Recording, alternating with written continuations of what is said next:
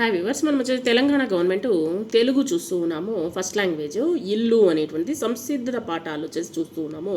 బొమ్మను చూడండి, ప్రశ్నలకు జవాబులు అనేటువంటిది చెప్పండి. ఇక్కడ చూడండి, బొమ్మలు చూడండి. ఇక్కడ ఉన్నటువంటి విషయాల గురించి మనము ఇప్పుడు తెలుసుకుందాము. ఇక్కడ ఇచ్చినటువంటి ప్రశ్నలకు సమాధానాలు చూద్దాము. బొమ్మను చూడండి. ఇక్కడ వచ్చేసి థర్డ్ స్టాండర్డ్ జాబిలీ 3లో వచ్చేసి మొట్టమొదట ఇల్లు.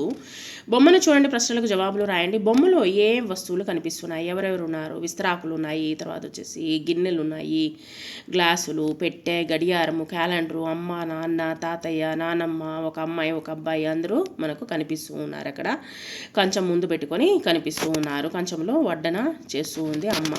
కుటుంబంలో కనిపిస్తున్నటువంటి వారందరి పేర్లు పెట్టండి. మనం వచ్చేసి తాతయ్యకి వచ్చేసి రంగయ్య, నాన్నకు వచ్చేసి రాము, నాన్నమ్మకు వచ్చేసి రత్నమ్మ, మా అమ్మకు వచ్చేసి సీత, పిల్లలకు వచ్చేసి సిరి, చరణ్ అని పెట్టుకున్నాము. తర్వాత వచ్చేసి అమ్మ ఏమేమి వడ్డిస్తున్నది? నిన్న నువ్వు ఏం తిన్నావు? అమ్మ పిల్లలకు అన్నం కూర వడ్డిస్తూ ఉన్నది. అమ్మ అన్నం కూర వడ్డిస్తున్నది. నిన్న నేను అన్నము, గోంగూర, పప్పు, ఆవకాయ, గడ్డ పెరుగు తిన్నాను. బొమ్మలో కొయ్యలకు ఏమేమి వేలాడుతూ ఉన్నాయి, వాటి గురించి చెప్పండి. కొయ్యలకు తలపాగా, పంచె మరియు సంచి వేలాడుతున్నాయి. నాన్నగారు బయటకు వెళ్ళేటప్పుడు దీన్ని ఉపయోగిస్తారు. తర్వాత వచ్చేసి మీ అవ్వ తాతలతో మీరు ఏమేమి ముచ్చట్లు చెప్తారు? పాఠశాలలో జరిగిన విశేషాలను, తర్వాత వారి దగ్గర నుంచి మేము వచ్చేసి మంచి నీతి కథలను వింటాము.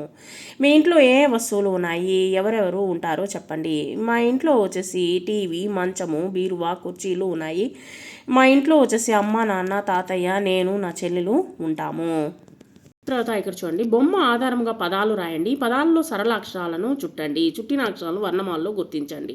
వర్ణమాలలో గుర్తించినటువంటి అక్షరాలతో మరికొన్ని కొత్త పదాలను రాయండి. ఇక్కడ బొమ్మల ఆధారంగా కొన్ని పదాలు: గిన్నెలు, గ్లాసులు, పెట్టెలు, విస్తరాకులు, గడియారము, క్యాలెండరు, అమ్మ, నాన్న, తాతయ్య, నాన్నమ్మ, ఒక అబ్బాయి, అమ్మాయి.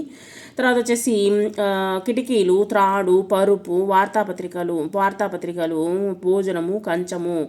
సో ఈ విధంగా వచ్చేసి ఆ యొక్క పదాల్లో ఉన్నటువంటి వాటిలో అక్కడ ఉన్నాయి. తర్వాత క్రింది గళ్ళలో అక్షరాలతో ఏర్పడేటువంటి పదాలను ఒక 10టిని రాయండి. ఇక్కడ వచ్చేసి